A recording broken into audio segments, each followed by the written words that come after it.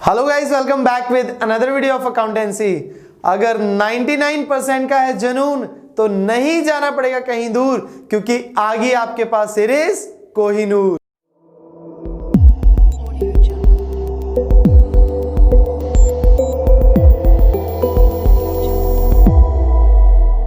Guys, ये episode number 3 basic accounting terms. तो आइए शुरू करते हैं आज की पहली टर्म, जिसको बोलते हैं एक्सपेंडिचर। गाइस, एक्सपेंडिचर क्या होता है? बहुत सारे बच्चे कंफ्यूज हो जाते हैं एक्सपेंडिचर और एक्सपेंस के बीच में। उनको लगता है ये दोनों एक ही है, एक्सपेंस भी वही होता है, एक्सपेंडिचर भी वही होता है। गाइस नहीं, आज मैं इन दोनों में डिफरेंशिएट बताऊंगा आपको कि दोनों अलग है या दोनों सेम है। तो गाइस शुरू करते हैं एक्सपेंडिचर। अगर लेमन लैंग्वेज में बात करें, एक्सपेंडिचर होता है पेमेंट्स। जो भी आप पेमेंट करते हो, चाहे वो रेंट के बदले आपने पेमेंट करी, वो भी एक्सपेंडिचर है। चाहे आपने लैंड एंड बिल्डिंग परचेज करी, उसके बदले पेमेंट करी, वो भी हमारा एक्सपेंडिचर है। गाइस दोबारा से बहुत इंपॉर्टेंट है, जो भी हम पेमेंट्स करते हैं, चाहे वो एसेट खरीदने के बदले करते हैं, चाहे हम रूटीन की पेमेंट करते हैं जैसे रेंट, सैलरी, वेजेस, इलेक्ट्रिसिटी, ये सारा हमारा एक्सपेंडिचर कहलाता। आइए पढ़ते हैं। It refers to amount paid, जो मैंने पैसा पे किया है या फिर पे करना है। क्यों करना है? ऑन एक्वायरिंग एसेट, गुड्स और सर्विसेज। या तो मैंने एसेट एक्वायर की है, या गुड्स परचेज किया है, या मैंने सर्विसेज एक्वायर की है। राइट है, जैसे लैंड की सर्विस, लेबर की सर्विस। राइट, तो चलिए जी, ये दो टाइप्स के होते हैं। फर्स्ट है रेवेन्यू एक्सपेंडिचर। गाइस, जिस हिसाब से हमने रेवेन्यू रिसिप्ट पढ़ा था, सेम रेवेन्यू एक्सपेंडिचर है। बार बार होने वाला खर्चा, सॉरी एक्सपेंडिचर, बार बार होने वाला एक्सपेंडिचर। अभी खर्चा क्या होता है मैं बताऊंगा, हालांकि इसे ही खर्चा बोलते हैं, बट अभी मैं आपको बता रहा हूं कि एक्चुअल में ये होता क्या है। बार बार होने वाली पेमेंट्स क्या बोलते हैं? Revenue expenditure. आइए guys, routine in nature. Routine मतलब ये आप रिपीट करते हो, ये आपका रेगुलर का, डेली का काम है। रेंट देना रोज ही है, रूटीन है, हर महीने आ जाता है रेंट मांगने लैंडलॉर्ड। सैलरी हर महीने देते हो, 100 वर्कर, 200 वर्कर, जितने भी आपके वर्कर हैं उन सबको देते हो। राइट, उसके बाद इंटरेस्ट की पेमेंट होगी, रॉ मटेरियल की पेमेंट होगी, ये रूटीन है। राइट है, रेकरिंग बोलते हैं इसे। और रूटीन मतलब रेकरिंग इन नेचर। इसकी खासियत क्या होती है? देखिए गाइस, हर एक की एक कैरेक्टरिस्टिक होती है। तो इसकी क्या कैरेक्टरिस्टिक होती है? जैसे तेरी क्या कैरेक्टरिस्टिक है? हाँ, मैं आपकी बात कर रहा हूं जो ये वीडियो देख रहा है। आपकी ये कैरेक्टरिस्टिक है कि आप देखना तो कोई और वीडियो चाहते हो, पर देख ही ये वीडियो रहे हो। आपको लगता है ये नीचे जो वीडियो आ रही है ना, ये पहले देख लूं, बट फंसे हुए अकाउंटिंग टर्म्स पे। और एक और कैरेक्टरिस्टिक है आपकी, आपको लग रहा है सर ये आपको पता कैसे चल जाता है? मुन्ना, अभी तो बहुत कुछ पता है तेरे बारे में। तो आइए शुरू करते हैं रेवेन्यू एक्सपेंडिचर को आगे। तो गाइस, रेवेन्यू एक्सपेंडिचर, इसकी कैरेक्टरिस्टिक क्या है? इस एक्सपेंडिचर का जो बेनिफिट है ना, वो इसी साल आ जाता है। तो मतलब जिस एक्सपेंडिचर का बेनिफिट उसी साल आ जाता है, उसको बोलते हैं रेवेन्यू एक्सपेंडिचर। रिपीट गाइस, जिस एक्सपेंडिचर का बेनिफिट आपको उसी साल आ जाता है, उससे बोलते हैं revenue expenditure. Right example, salary paid, salary मैंने पेमेंट करी या फिर पे करनी है, पेबल। यहां पे पेड भी वर्ड सही है और पेबल भी हो सकता है, सैलरी पेड और सैलरी पेबल। अब जो मैं सैलरी पे कर रहा हूं, इसका बेनिफिट कब आएगा? उसी महीने आ जाएगा, उसी साल आ जाएगा। मार्च की सैलरी का मार्च में ही बेनिफिट आ गया, अप्रैल की सैलरी का अप्रैल में ही बेनिफिट आ गया। बेनिफिट मतलब उस बंदे ने सर्विस मेरे लिए प्रोवाइड कर दी। तो जिसका बेनिफिट उसी साल आ जाता है, उसको क्या बोलते हैं? Revenue expenditure. Right guys, rent paid, purchase of goods, goods मतलब सामान, अगर आपने सामान खरीदा। फिर उसके बाद आता है कैपिटल एक्सपेंडिचर। गाइस, रेवेन्यू का ये बिल्कुल उल्टा होता है। रेवेन्यू क्या है? सर जो बार बार करते हैं, तो ये कभी कभार करते हैं। रेवेन्यू क्या है? सर जो रेकरिंग होता है, तो ये नॉन रेकरिंग है। रेवेन्यू क्या है? सर हजारों बार हो जाता है महीने में या फिर साल में, तो ये क्या है? सर ये कभी कभार होता है, ये बड़ा वो है, ये बार बार आता ही नहीं है एक्सपेंडिचर है। हम बोलते हैं भाई आजा, कहता नहीं मैं तो साल में 1-2 बार मुंह दिखाऊंगा। तो जो मुंह दिखाई साल में 1-2 बार कर रहा है वो कैपिटल एक्सपेंडिचर है। जो बेला है रोज ही आ जाता है, जो पेमेंट रोज ही आ जाती है, बिल है, ये होता है ना। एक पड़ोसी भी ऐसा होता है, एक रिश्तेदार भी ऐसा होता है, एक का मुंह चक्के रोज ही आ जाता है, और एक रिश्तेदार होता है जो साल में 1-2 बार अपनी मुंह दिखाई करता है। तो ये वो वाला रिश्तेदार है आपका कैपिटल एक्सपेंडिचर। और रेवेन्यू क्या है? जो बार बार आता है। तो जो बार बार आता है वो बहुत खर्चे करवाता है, राइट है, मतलब वेरी इजी तरीके से समझो, जो बार बार आता है वो बहुत खर्चे करवाता है। तो आपने यहां से समझा कि रेवेन्यू एक्सपेंडिचर आपका खर्चा होता है, रेवेन्यू एक्सपेंडिचर आपका खर्चा होता है। तो आज के बाद याद रखिए, रेवेन्यू एक्सपेंडिचर आपका खर्चा होता है। अब जो कभी कभार रिश्तेदार आता है, ये खास होता है, ये आपके लिए चीजें लेके आता है, राइट है। बच्चों के लिए भी कपड़े लेके आएगा, बड़ों के लिए भी कुछ ना कुछ गिफ्ट लेके आएगा। मतलब यहां पे आपकी प्रॉपर्टीज बढ़ रही है, ये आपके लिए एसेट होता है। ऐसा रिश्तेदार मतलब नसीब से ही होता है ना, मतलब बड़े खुश कर देता सभी परिवार के मेंबर्स को, छोटे बच्चे से लेके बड़े तक। कभी कभार आता है, पर जब आता है तो अपनी छाप छोड़ जाता है। तो ऐसा ही एक्सपेंडिचर क्या है? Capital expenditure. कभी कभार आता है, मतलब वंस और ट्वाइस ही नहीं है, नॉन रेकरिंग इन नेचर है, रोज ही मुंह चक के नहीं आता ये expenditure. Amount incur to acquire asset और to improve the existing asset. अब बिजनेस में वापस आ जाते हैं। बिजनेस बोलूं तो अकाउंट्स की बात मैं कर रहा हूं। बिजनेस मतलब बिजनेस स्टडी वाला सब्जेक्ट नहीं, बिजनेस मतलब आपके बिजनेस की बात कर रहा हूं मैं। तो आपके बिजनेस में अगर आपने कोई पैसा पे करा एसेट खरीदने के लिए, आपने लैंड खरीदी, बिल्डिंग खरीदी, या फिर उस लैंड को इंप्रूव करवाया ताकि आपकी अर्निंग कैपेसिटी बढ़ सके, मशीन में कुछ आपने एडिशन करवाई ताकि आपकी एग्जिस्टिंग कैपेसिटी, अर्निंग कैपेसिटी बढ़ सके, तो उसे क्या बोलते हैं? Capital expenditure. एग्जांपल आपको दे दी, लैंड एंड बिल्डिंग खरीदा, प्लांट एंड मशीनरी खरीदा, फर्नीचर खरीदा, राइट है, ये सारे क्या है? Capital expenditure. राइट गाइस, उम्मीद करता हूं समझ आ गया होगा। अब बढ़ते हैं आगे, deferred revenue expenditure. Guys deferred मतलब शिफ्ट कर दिया, रेवेन्यू मतलब रोज होने वाला खर्चा, एक्सपेंडिचर आपको बता दिया।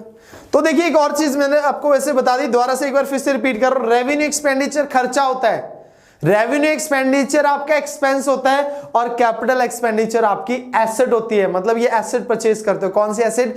Non current asset. तो क्या एक्सपेंडिचर खर्चा होता है? नहीं, एक्सपेंडिचर खर्चा हो सकता है। अगर एक्सपेंडिचर रेवेन्यू नेचर का है तो आपका खर्चा है, और अगर एक्सपेंडिचर कैपिटल नेचर का है तो आपकी एसेट है।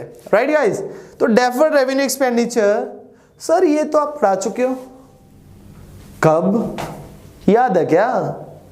बिल्कुल सही याद है, हम आपके स्टूडेंट हैं, हम कैसे भूल सकते हैं। तो क्या याद है बताइए जरा। सर एसेट में आपने थर्ड टाइप बताई थी, फिक्टिशियस एसेट। उसमें एक एग्जांपल दिया था जिसमें आपने लिखा था एडवर्टाइजमेंट एक्सपेंडिचर, ब्रैकेट में ये लिखा था आपने डेफर्ड रेवेन्यू एक्सपेंडिचर। जी हां बिल्कुल, deferred revenue expenditure, revenue expenditure बार बार होने वाला। एडवर्टाइजमेंट एक्सपेंडिचर आपका रेवेन्यू है, एडवर्टाइजमेंट आपका रेवेन्यू एक्सपेंडिचर। एडवर्टाइजमेंट आप बार बार करते हो, अपने बिजनेस में ऐड बार बार करवाते हो, पर क्योंकि कुछ टाइम पे आपका खर्चा बड़ा हो जाता है, राइट है। पहले तो अगर आपने कोई एपिसोड मिस कर दिया ना, कभी भी अगर आपने मेरे कोर्स को, मेरी सीरीज को देखना है तो पहले सीक्वेंस में देखोगे। फर्स्ट एपिसोड देखोगे तो सेकंड समझ आएगा, सेकंड देखोगे तो थर्ड समझ आएगा। पूरा सीक्वेंस में बनने वाली है पूरी सीरीज, एक भी एपिसोड आपने मिस नहीं करना। तो गाइस आपने सपोज करो 5 करोड़ रुपए एडवर्टाइजमेंट पे खर्च करे, विराट कोहली को आपने 5 करोड़ दे दिए, तो ये खर्चा क्या छोटा या बड़ा है? बड़ा है। और बेनिफिट कितने साल तक आएगा? 5 साल तक। आप इसकी एड टीवी में 5 साल तक दिखाओगे, बिकॉज हमने कॉन्ट्रैक्ट साइन किया 5 साल का। तो आप क्या करोगे? सारा का सारा 5 करोड़ खर्चा एक साल नहीं दिखाओगे, एक साथ नहीं दिखाओगे।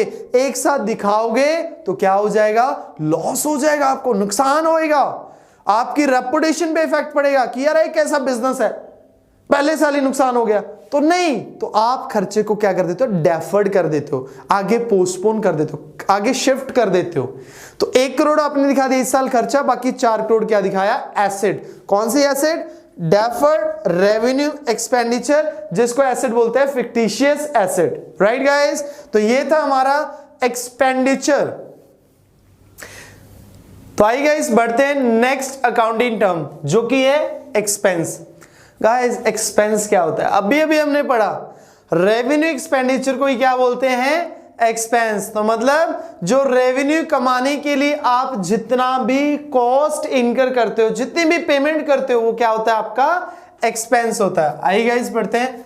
It is cost incur to generate revenue.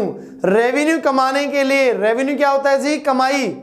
तो उसको कमाने के लिए जो भी आप पेमेंट करते हो वो क्या है? आपका एक्सपेंस है। एग्जाम्पल हम ऑलरेडी पढ़ चुके हैं रेवेन्यू एक्सपेंडिचर में, तो सेम एग्जाम्पल आपको दिखेंगी। Salary paid, rent paid, purchase of raw material या फिर परचेज ऑफ गुड्स, ये हमारा एग्जाम्पल है एक्सपेंस का। अब गाइस एक्सपेंस दो टाइप के होते हैं। First outstanding. आउटस्टैंडिंग मतलब एक ऐसा खर्चा जो अभी भी आपके सर पे खड़ा है, राइट है? साल खत्म हो गया, सर पे खर्चा खड़ा, आपने अभी तक पे नहीं किया, उसको बोलते हैं आउटस्टैंडिंग एक्सपेंस। खर्चा पे करना है पर आपने अभी पे नहीं किया। ड्यू बट नॉट पेड, देना है पर दिया नहीं, तो ऐसे खर्चे क्या बोलते हैं? Outstanding expense. फॉर एग्जाम्पल आपके पास एक मैन है जो काम करता है, एम्प्लॉय है राम, आपने राम की सैलरी अभी नहीं दी। साल का अंत हो गया, 31 मार्च साल क्लोज हो गया। साल के क्लोज के बाद भी राम की सैलरी फेब और मार्च की आपने नहीं दी, तो उसको क्या बोलेंगे? Outstanding expense. मतलब एक्सपेंस बन तो गया। अच्छा बना क्यों एक्सपेंस उसका? हम कैसे कह सकते एक्सपेंस बन गया? उसने सर्विस हमारे लिए प्रोवाइड कर दी। राम ने आपको सर्विस दे दी ना, अगर सर्विस दे दी तो उसका बन गया, बनता है ना, राइट है? तो अपन को पेमेंट करनी है बट अपन ने नहीं की, तो क्या हो गया? Outstanding expense. आइए गाइस पढ़ते हैं। Expense due but not paid मतलब एक्सपेंस अनपेड, अभी पेमेंट नहीं हुई है, at the end of accounting year. Accounting year के एंड में जो एक्सपेंस अनपेड है वो क्या है? आउटस्टैंडिंग। एग्जांपल दिया, आउटस्टैंडिंग सैलरी दिया, आउटस्टैंडिंग वेजेस हो सकता है, आउटस्टैंडिंग रेंट हो सकता है, जिसका भी मैंने पैसा नहीं दिया, मतलब बन गया पर दिया नहीं। सिंपल सी बात, नो बकवास। आइए प्रीपेड। प्रीपेड, प्री पहले, पेड दे दिया, पहले दे दिया। आउटस्टैंडिंग सर पे खड़ा है, प्रीपेड पहले ही दे दिया, राइट ना? बताने की जरूरत है क्या? चलो फिर भी बता देता हूं। टाइम से पहले अगर खर्चा दे दिया, मतलब आपने अगले साल का खर्चा इसी साल पे कर दिया, उसे बोलते हैं प्रीपेड, राइट है? मतलब मैंने मेरे बच्चे की स्कूल की फीस 2020-21 की भी दे दी और 21-22 की भी दे दी। इस साल की तो देनी थी, अगले साल की भी मैंने इसी साल दे दी, इसे क्या बोलते हैं? प्रीपेड। और अगर मैंने इस साल की फीस भी अभी तक नहीं दी, उसे बोलेंगे आउटस्टैंडिंग, राइट ना? जो नहीं दिया आउटस्टैंडिंग, जो पहले दे दिया प्रीपेड, जो इस साल का दिया वो एक्सपेंस। मतलब जो इसी साल का वो एक्सपेंस, जो अभी तक नहीं दिया वो आउटस्टैंडिंग एक्सपेंस, जो पहले दे दिया वो एडवांस में दे दिया, उसे बोलते हैं प्रीपेड एक्सपेंस। Very easy. आइए गाइस अगली टर्म है परचेजेस। क्या होती है परचेजेस? सर परचेज ही शायद परचेजेस होता होगा। परचेज मतलब खरीदना, तो मतलब खरीदना, पर क्या खरीदना? एक स्पेसिफिक टर्म है ये परचेजेस। गाइस देखना, सामान हम बिजनेस में खरीदते हैं, फिक्स एसेट हम बिजनेस में खरीदते हैं, बहुत सारी चीजें बिजनेस में खरीदते हैं। मैं गुड्स भी खरीदता हूं, मैं लैंड एंड बिल्डिंग भी खरीदता हूं, प्लांट एंड मशीन भी खरीदता हूं। बिजनेस में बहुत सारी चीजें आप परचेज करते हो, पर ज्यादातर क्या परचेज करते हो? सामान, गुड्स। आप गुड्स कितनी बार खरीदते हो? हजारों बार, लाखों बार खरीदते हो। और प्लांट एंड मशीनरी वंस और ट्वाइस खरीदते हो आप, एक बार या 2 बार साल में। तो इसीलिए ताकि आपको बार बार ये ना वर्ड यूज करना पड़े कि गुड्स परचेज करी, गुड्स परचेज करी, गुड्स परचेज करी, आपने गुड्स परचेज को एक स्पेसिफिक टर्म अलॉट कर दी जिसको बोलते हैं परचेजेस। तो आज के बाद जब भी मैं परचेजेस अकाउंट बोलूंगा तो आपके माइंड में क्या आना चाहिए? अच्छा, जो हमने पूरे साल में सामान खरीदा उसको एक जगह पे रखा हुआ, is known as purchases account. Right guys, the term purchases is used only for purchase of goods, not for purchase of any non-current asset or fixed asset. Right guys, आइए पढ़ते हैं। The term purchases is used for purchase of goods, not for purchase of non-current asset. और ये जो purchases है, 2 type की purchase होती है। मैंने सामान खरीदा और रोकड़ा दे दिया, पैसा दे दिया, तो इसे बोलते हैं कैश परचेजेस। सामान आया, पैसा दे दिया, कैश परचेज। मैंने आपसे सामान खरीदा और बदले में पैसा नहीं दिया, मैं कोई बात नहीं दे दूंगा पैसा, भागा थोड़ी जा रहा हूं, मैं दे दूंगा यार, 2 महीने बाद पैसा दे दूंगा। ये जो मैं बोल रहा हूं 2 महीने बाद पैसा दे दूंगा, इसका मतलब मैंने क्या करा, क्रेडिट पे सामान परचेज किया, राइट है। तो परचेज 2 टाइप की, कैश परचेज, क्रेडिट परचेज। तो टोटल परचेज कैसे निकलेगी, cash purchase plus credit purchase is equal to total purchase.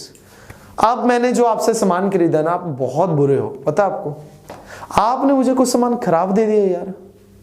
मैंने आपके क्या बुरा किया था जो आपने मुझे सामान खराब कर दिया, खराब दे दिया। तो आपको क्या लगता है मैं इतना शरीफ हूं, मैं उसको वापस कर दूंगा? जो मुझे आपने सामान खराब दिया मैंने उसे वापस कर दूंगा।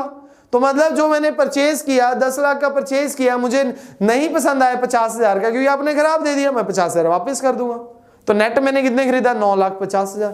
तो ये नेट परचेज कैसे आएगी, net purchase is equal to total purchase, मतलब cash plus credit minus purchase turn, जितना मैंने आपको रिटर्न कर दिया, इसको बोलते हैं नेट परचेजेस, राइट गाइस। तो आइए गाइस बढ़ते हैं अगली टर्म की ओर, जो कि है सेल्स। गाइस जैसे परचेजेस एक स्पेसिफिक टर्म थी, वैसे ही सेल्स, राइट गाइस। तो सेल्स कब यूज करेंगे, जब हमने सामान बेचना है। अगर आप गुड्स बेच रहे हो तो क्या वर्ड यूज करेंगे, सेल्स। और अगर कोई नॉन करंट एसेट सेल कर रहा है तो उसको सेल वर्ड यूज नहीं करेंगे। फॉर एग्जाम्पल मैं गुड्स बेच रहा हूं तो क्या बोलूंगा मैं, सेल्स। और अगर मैं मशीन बेच रहा हूं तो क्या बोलूंगा, मशीनरी सोल्ड। मतलब जब मशीन बेचूंगा तो स्पेसिफिकली उस चीज का नेम मेंशन करूंगा, और अगर गुड्स सेल कर रहा हूं तो मैं गुड्स सोल्ड नहीं बोलूंगा, क्या करूंगा, सेल्स, राइट गाइस। तो परचेज की तरह ही सेल्स टर्म है। The term sale is used for sale of goods, not for sale of non current assets. तो सेल्स किसके लिए होती है, ओनली गुड्स को सेल करने के लिए जो टर्म यूज किए जाते हैं उसे सेल्स बोलते हैं। नॉन करंट एसेट को सेल करते समय हम सेल्स वर्ड यूज नहीं करते। गाइस सेल्स भी 2 टाइप की होते हैं, कैश सेल, एक क्रेडिट सेल। अगर मैंने सामान बेचा, बदले में क्या आ गया, कैश आ गया। सामान बेचा, कैश आ गया, कैश सेल। सामान बेचा, कैश नहीं आया तो क्रेडिट सेल। वेरी इजी ना। ओके आगे, ट्रेड रिसीवेबल। ट्रेड मतलब व्यापार, मैंने कुछ व्यापार किया, उसकी वजह से रिसीवेबल हुए। रिसीवेबल मतलब आने हैं पैसे, राइट है। रिसीवेबल बताया हुआ, रिसीव्ड आगे, रिसीवेबल आने हैं। व्यापार करने की वजह से जो मुझे पैसे आने हैं उसको बोलता हूं ट्रेड रिसीवेबल। आइए गाइस पढ़ते हैं। It is the amount receivable for the sale of goods and services in the ordinary course of business. जो आपका बिजनेस है, जो नॉर्मल कोर्स ऑफ बिजनेस है, जिस चीज का आपका व्यापार है, उसको, उस प्रोडक्ट को या फिर सर्विसेज को सेल करने के बाद जो पैसे आपने रिसीव करने हैं, करे नहीं है, करने हैं, उसको क्या बोलता हूं, ट्रेड रिसीवेबल। अब आप सोच रहे होंगे सर ऐसा तो आपने कोई और टर्म भी बताई थी, मतलब किसी को सामान बेचा, उससे पैसे आने हैं, उसको क्या बोलते हैं? हाँ माइंड में तो आ चुका होगा, बस जल्दी से कमेंट करके बता दो क्या बोलते हैं? बिल्कुल डेटर बोला जाता है उसे, राइट गाइस। तो क्या बोलते हैं, डेटर बोलते हैं उसे। तो डेटर हम ऑलरेडी कर चुके हैं, इसलिए मैं यहां पे दोबारा आपको नहीं करवा रहा हूं। बट टाइप क्या है, पहली डेटर्स, ट्रेड रिसीवेबल की ही टाइप है बेटा जी, डेटर्स। सेकंड बिल रिसीवेबल, मतलब एक बिल है जिनसे मुझे पैसे लेने हैं, बिल्स के अगेंस्ट मुझे पैसे लेने हैं। होता क्या है गाइस, ये डेटर ही होता है। तो फिर सर आपने बीआर क्यों अलग से लिखा, फिर डेटर ही लिख देते, फिर अलग से झंझट क्यों था? जब काम डेटर से चल रहा था तो आपने बीआर लिखा क्यों, उसका कारण सुनिए। गाइस मैंने राम को सामान बेचा, क्योंकि राम मेरा क्या था, पुराना कस्टमर था। राम को सामान बेचा तो राम से पैसे लेने हैं, तो Ram is my debtor. Ram मेरा डेटर है, मैंने राम से पैसे लेने हैं। तो जिस भी इंसान से पैसा लेने हो तो उसको क्या बोलते हैं, डेटर। मैंने एपिसोड नंबर 1 में ऑलरेडी बता चुका हूं। श्याम से पैसा लेने, वो डेटर है। अब एक नया बंदा आ गया, घनश्याम। घनश्याम मेरे पास आगे कह रहा है सामान लेना। मैं कहा बिल्कुल मोस्ट वेलकम, आइए क्या क्या चाहिए। वो कह रहा फलाना फलाना फलाना चाहिए। मैं कहा ठीक है जी, मैंने उसको सामान दे दिया। सामान दे दिया, मैं कहा पैसे, कह रहा पैसे तो कौन नहीं। मैं कहा फिर सामान भी कौन नहीं। कहता सामान जरूरी चाहिए, मैं दे दूंगा। मेरा पड़ोसी राम है, उसका पड़ोसी श्याम है, आपने दोनों को दे दिए, मेरे से क्या दिक्कत है आपको, मेरे को भी द्वार पे दे दो। मैं क्या, देखो भाई साहब बात ऐसी है, राम को मैं 10 साल से जानता हूं, 10 साल से मेरा ग्राहक है, श्याम 8 साल से ग्राहक है, तो मैं दोनों के ऊपर विश्वास है मुझे। कहता मेरे पे कौन नहीं, मैं कहना तो कौन नहीं, मुझे नहीं विश्वास है तेरे पे, तो अब कहता सामान चाहिए, मैं कहना ऐसे नहीं, कहता अंगूठा लगवा ले, मैं कहा ठीक है अंगूठा ही लगवाऊंगा बट एक प्रॉपर तरीके से, मैं एक डॉक्यूमेंट तुझसे साइन करवाऊंगा, उस डॉक्यूमेंट पे तू लिखेगा कि यस मैं फलाने दिन इतने पैसे दे दूंगा, उसकी ओरिजिनल कॉपी मेरे पास होगी और डुप्लीकेट कॉपी मैं तेरे को दे दूंगा। तो गाइस इस पूरे प्रोसेस को जब मैं अपने डेटर से वो बिल साइन करवाता हूं और एक कॉपी अपने पास रखता हूं, एक कॉपी उसके पास रहने देता हूं, इस पूरे प्रोसेस को बोलता है बिल्स ऑफ एक्सचेंज, कि हमारे बीच में क्या एक्सचेंज हो गए, बिल्स ऑफ एक्सचेंज।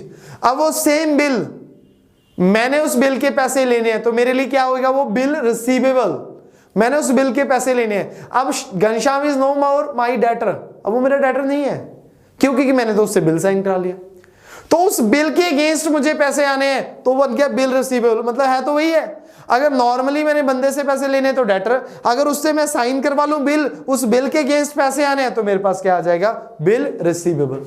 वो बिल मेरे लिए क्या होगा, बिल रिसीवेबल, और घनश्याम के लिए क्या होगा, बिल्स पेबल, क्योंकि उसने उस बिल के पैसे देने हैं।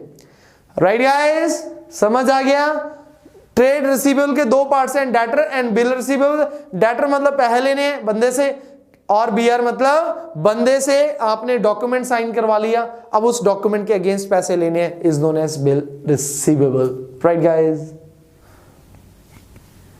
तो आइए गाइस बढ़ते हैं अगली टर्म की ओर, जो कि है trade payable. Guys trade receivable का बिल्कुल उल्टा, ट्रेड पेबल। रिसीवेबल क्या होता है, बिजनेस के दौरान जो आपने पैसे लेने होते हैं, व्यापार के दौरान, ट्रेड के दौरान जो आपने पैसे लेने हैं वो ट्रेड पेबल, और व्यापार की वजह से जो आपने पैसे पे करने हैं वो क्या है, ट्रेड पेबल। तो आइए गाइस रीड करते हैं। It is a amount payable for purchase of goods oblique services. ये वो अमाउंट है जो आपने गुड्स या फिर सर्विसेज के लिए पे करना है इन the ordinary course of business. और टाइप्स, दो टाइप्स के होते हैं। फर्स्ट क्रेडिटर, जी हाँ गाइस आपने ऑलरेडी किया हुआ। क्रेडिटर्स क्या होता है, क्रेडिटर क्या होता है, जिसको पैसे देने हैं, तो ट्रेड पेबल वही तो है, बिजनेस करते हुए जो आपने पैसे देने हैं, मतलब जिससे आपने सामान उधार पे खरीदा, आपने पैसे देने हैं, उसको क्या बोलते हैं, क्रेडिटर। और दूसरी टाइप आ जाती है ट्रेड पेबल। नहीं गाइस, ट्रेड पेबल नहीं, बिल्स पेबल। क्या आएगा यहां पे, बिल्स पेबल। जो बिल के आपने पैसे देने हैं, जैसे पहले था बिल रिसीवेबल, अब है बिल्स पेबल। गाइस मैंने घनश्याम की एग्जांपल ली थी, घनश्याम से मैंने पैसे लेने हैं तो मेरे लिए क्या हो गया, तो बिल रिसीवेबल। घनश्याम ने मेरे पैसे देने तो घनश्याम अपनी बुक्स में उस बिल को क्या बोलेगा, बिल्स पेबल। तो bill of exchange accepted by business. अगर मैं अपनी एंगल से बात करूं, मैंने किसी के पैसे देने, सामने वाला कहता है मेरे पे विश्वास नहीं है, मैं बोला यार दे दूंगा पैसे, क्या भागा जा रहा हूं क्या, मैं यही तो हूं, बट कहता नहीं लिखित में दे। तो मैंने क्या करा, बिल ऑफ एक्सचेंज जो उसने बनाया मैंने एक्सेप्ट कर लिया, ठीक है जी मैं आपके पैसे दे दूंगा, 3 महीने बाद दे दूंगा, इतने पैसे दे दूंगा, इतने जगह पे दे दूंगा, फलाने वर्किंग डे पे दे दूंगा। वो सारा का सारा टर्म्स एंड कंडीशन उस बिल में लिखा होगा, और नहीं दूंगा तब भी क्या होगा, वो कोर्ट में केस करेगा या मुझे एक्स्ट्रा पैसे देने पड़े, वो भी टर्म्स एंड कंडीशन उस बिल पे लिखी होगी। राइट गाइस, तो बिल ऑफ एक्सचेंज जो मैंने एक्सेप्ट कर लिया कि यस मैं आपके पैसे दे दूंगा। Amount of bill will be payable on specific date, एक स्पेसिफिक डेट पे मुझे उसके पैसे देने, लाइक 2 महीने बाद या फिर 3 महीने बाद। राइट गाइस, तो बिल रिसीवेबल से उल्टा था bills payable, very easy. Bill receivable आपने समझ लिया, बिल्स पेबल आपको वैसे ही इजी समझ आ गया। नेक्स्ट है बैड डेटर्स। क्या है, बैड डेटर्स। तो गाइस आप आज के बाद बैड डेटर्स नहीं सुनोगे, क्या सुनोगे, बैड डेब्ट्स। डेटर मैंने जानबूझ के लिखा था ताकि आपको पता चले बैड डेटर्स ही होते हैं, पर उसकी शॉर्ट फॉर्म क्या है, बैड डेट्स। बी भी साइलेंट है, बैड डेट्स बोलते हैं इसे। राइट गाइस, आपके डेटर जब बैड हो जाते हैं, बुरे हो जाते हैं, कब होते हैं बुरे, आपको ग्राहक, आपको कस्टमर बहुत प्यारा होता है, कहते हैं ना ग्राहक भगवान की शेप होती है। राइट है, भगवान की वो दूसरा रूप होता है। राइट है ग्राहक, पर उस ग्राहक को आपने पहले उधार पे दिया, एक तो आपने करा कि उसकी आपने भलाई करी, उसको उधार पे सामान दिया, तो आपका डेटर बन गया। अब वो डेटर बुरा निकल गया, मतलब कहता है मैं नहीं पैसे दूंगा तुझे, कारण कोई भी हो सकता है, यार वो वैसे ही मुकर गया सॉरी, कारण कोई भी हो सकता है, वो वैसे ही मुकर गया, या फिर उसके पास पैसे नहीं है, या उसका बिजनेस का दिवालिया निकल गया, कोई भी कारण हो। अगर किसी भी कारण से आपका डेटर से जो आपने पैसे लेने हैं वो रिटर्न ऑफ खत्म हो जाए, क्या हो जाए, खत्म हो जाए, उसको क्या बोलते हैं, bad debts. It refers to amount return of, आपने अमाउंट क्या कर दिया, रिटर्न ऑफ कर दिया, खत्म कर दिया। कौन सा amount, which was receivable from debtor, जो डेटर से आना था, नाउ अमाउंट इज इरिकवरेबल, अब वो पैसा नहीं आएगा। तो गाइस अगर आज के बाद किसी से आपने पैसा लेना है और वो पैसा ना आ पाए किसी भी कारण से, चाहे वो मुकर जाए या उसकी डेथ हो जाए या उसके बिजनेस का दिवालिया निकल जाए, तो उसको अपनी बुक्स में क्या बोलेंगे, बैड डेट्स। कहां से बना, बैड डेटर से बना, राइट गाइस। नेक्स्ट है डेप्रिसिएशन। ये वर्ड आप बहुत बार सुनोगे, डेप्रिसिएशन, फलानी चीज पे डेप्रिसिएशन लगी, डेप्रिसिएशन लगा दो जी 10%। क्या होती है डेप्रिसिएशन, एक क्वेश्चन आपसे पूछूंगा उसके बाद समझाऊंगा। गाइस जो आपके पास फोन है, आपने कितने रुपए का लिया, कोई कहता है जी मैंने 10,000 का लिया, कोई कहेगा 20,000 का लिया, कोई कहेगा मैंने सर 1 लाख रुपए का लिया। तो ये जो फोन है आपके पास 20,000 का आपने फोन लिया, क्या आज उसकी वैल्यू 20,000 है, बताओ, नो। आज उसकी वैल्यू क्या, मैं सपोज करो आज उसकी वैल्यू है 11,000। ये जो 20,000 से 11,000 आ गई, कितनी कम हुई है, 9,000। ये डेप्रिसिएशन है। Reduction in the value of tangible fixed asset, fixed asset मतलब नॉन करंट एसेट, उसे क्या बोलते हैं, डेप्रिसिएशन। आइएगा इस पढ़ते हैं, permanent fall in value of tangible non current asset because of normal wear and tear. ये फोन की वैल्यू कम क्यों हुई, क्योंकि आप यूज कर रहे हो। ऐसी कार को, ऐसी एसी को, बिल्डिंग को, मशीन को आप जब यूज करते रहते हो ना, तो उसकी वैल्यू कम होती रहती है। जितनी वैल्यू कम हुई, आज के बाद उसको क्या बोलेंगे, डेप्रिसिएशन, राइट गाइस। तो depreciation normal wear and tear और पैसेज ऑफ टाइम, टाइम के बीतने से वैल्यू कम हो जाती है। आज जितनी वैल्यू है, चाहे उसको घर पे आप ऐसे रख दो, फोन को एज इट इज रख दो, जैसे जैसे टाइम बीतता जाएगा ना, क्योंकि नई चीज आती रहेगी, नई टेक्नोलॉजी आती रहेगी, आपके जो पुराना सामान है टाइम पे बीतने से उसकी वैल्यू कम होती रहेगी, राइट गाइस। तो ये था डेप्रिसिएशन, वैल्यू का कम होना, परमानेंटली कम होगी, एक बार वैल्यू कम नहीं हो रही, मतलब एक्सीडेंट नहीं है कि एक्सीडेंट में एक बार वैल्यू कम होगी, नहीं, परमानेंटली हर साल कम होनी है वैल्यू इसकी। तो जब वैल्यू परमानेंटली कम हो आपकी फिक्स एसेट की, उसे क्या बोलते हैं, डेप्रिसिएशन। आई गाइस नेक्स्ट अकाउंटिंग टर्म है हमारी डेबिट। गाइस दो टर्म इकट्ठे करवाता हूं, डेबिट और क्रेडिट। अब आप कहोगे सर क्रेडिट तो बताया था आपने उधार, नहीं जी, वो जो क्रेडिट था वो इंग्लिश वर्ड है, क्रेडिट मतलब उधार। अब यहां पे डेबिट और क्रेडिट ये अकाउंट्स की बेसिक टर्म है। गाइस डेबिट का मतलब क्या होता है, कुछ ज्यादा नहीं होता, हम अकाउंट प्रिपेयर करते हैं, राइट है। जब भी अकाउंट प्रिपेयर करेंगे बेटा ऐसा होता है, अकाउंट ध्यान से देखिए, ये आपका अकाउंट है, फॉर एग्जांपल एक कैश अकाउंट है, तो एक कैश अकाउंट हो सकता है, राम अकाउंट हो सकता है, श्याम अकाउंट हो सकता है, debtor account, creditor account, asset account, कुछ भी, राइट है। ये टी शेप अकाउंट होता है बेटा, इसे बोलते हैं लेजर अकाउंट और टी शेप अकाउंट। तो अकाउंट की जो लेफ्ट हैंड साइड होगी, ये वाली साइड होगी, इसे बोलते हैं डेबिट साइड, और ये जो राइट हैंड साइड होगी इसे बोलते हैं क्रेडिट साइड। तो left hand side of any account is called debit side और right hand side of any account is called credit side, right है। बस इतना ही होता है डेबिट और credit in accounts basic terms. Left hand side of any account is called debit side and right hand side of any account is called credit side. अब उसके बाद बात कर रहे हैं इंसॉल्वेंट की, राइट गाइस। क्या है इंसॉल्वेंट, बैड डेट्स में बताया था ना, जब पैसा किसी से ना आए, दिवालिया निकल गया, वो जो दिवालिया निकल गया वही होता है इंसॉल्वेंट। हम लेमैन लैंग्वेज बोलते हैं यार फलाने बंदे का तो दिवालिया निकल गया, दिवालिया निकलना मतलब इंसॉल्वेंट हो जाना। तो गाइस अब आज के बाद अकाउंटिंग में जब आपको इंसॉल्वेंट किसी को डिक्लेयर करना है तो उसका क्या प्रोसीजर होता है, ध्यान से सुनिए। एक पर्सन जब अपनी लायबिलिटी पे करने के काबिल ना रहे, राइट गाइस, फिर से बता रहा हूं, जब एक पर्सन अपनी लायबिलिटी पे करने के काबिल ना रहे उसको बोलते हैं इंसॉल्वेंट। ध्यान से देखिए, व्हेन अ पर्सन और एंटरप्राइज, एंटरप्राइज मतलब business, is not able to pay its debts, debts मतलब लायबिलिटी। और अगर मैं क्लियर करूं आपको, अगर किसी पर्सन की लायबिलिटी कर्जा उसकी एसेट से ज्यादा हो जाए, राइट है। लायबिलिटी ज्यादा होना इंसॉल्वेंट नहीं है। अगर मेरी लायबिलिटी 100 करोड़ होगी मैं इंसॉल्वेंट नहीं होऊंगा। अगर लायबिलिटी 100 करोड़ होगी और एसेट 90 करोड़ है तो मैं इंसॉल्वेंट डिक्लेयर होऊंगा। राइट गाइस, तो जब कोई पर्सन इंसॉल्वेंट डिक्लेयर होता है तो फिर उसके बाद क्या होता है, वो जो पूरा का पूरा जो, जैसे कि जिन्होंने पैसे लेने हैं मुझसे, राइट है, पैसे लेने हैं, वो मेरे पे क्लेम करेंगे पैसे दो, मैं कहूंगा मैं तो इंसॉल्वेंट हूं। तो अब वो कर देंगे केस, तो केस करेंगे तो कोर्ट क्या करेगा, मेरी सारी प्रॉपर्टी जब्त कर लेगा। राइट है, सारी प्रॉपर्टी क्या करेगा, जब्त कर लेगा। फिर उस प्रॉपर्टी में से जिन जिन के पैसे देने उनके पैसे दिलवाएगा। राइट है, पूरा प्रोसीजर हम आगे आने वाले एपिसोड में पढ़ेंगे कैसे पैसा दिलवाया जाता है, और जो पर्सन उस एसेट्स को बेचता है उसको क्या बोलते हैं, ऑफिशियल रिसीवर बोलते हैं। फिर उसका पूरा प्रोसीजर ये हम डिटेल में अभी पढ़ेंगे नेक्स्ट एपिसोड्स में। राइट गाइस, ये था हमारा आज का एपिसोड नंबर 3।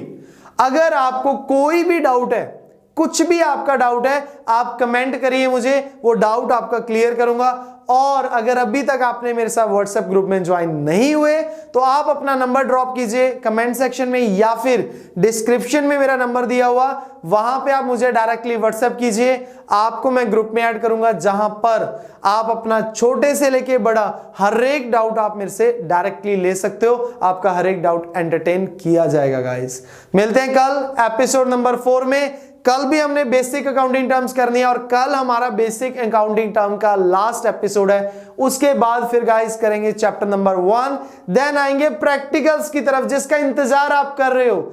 आप बहुत सारे स्टूडेंट का मैसेज, सर कर दो ना प्रैक्टिकल शुरू, वेट करिए। थ्योरी स्ट्रांग होगी तो प्रैक्टिकल की तरफ जाएंगे, अगर थ्योरी स्ट्रांग नहीं होगी तो प्रैक्टिकल नहीं हम कर पाएंगे। सो इसीलिए पहले अभी नींव तैयार कर रहा हूं बेटा, अगर मंजिल की नींव तैयार होगी तो मंजिल स्ट्रांग होएगी। राइट गाइस, बिल्डिंग स्ट्रांग होएगी। तो मिलते हैं कल, और अगर आपने अभी तक चैनल सब्सक्राइब नहीं किया तो सबसे पहले चैनल को सब्सक्राइब कर लें और बगल में बेल नोटिफिकेशन बटन है उसे प्रेस करना ना भूलें, ताकि आने वाली तमाम वीडियो की नोटिफिकेशन आपको टाइम पे मिलती रहे। Thank you very much.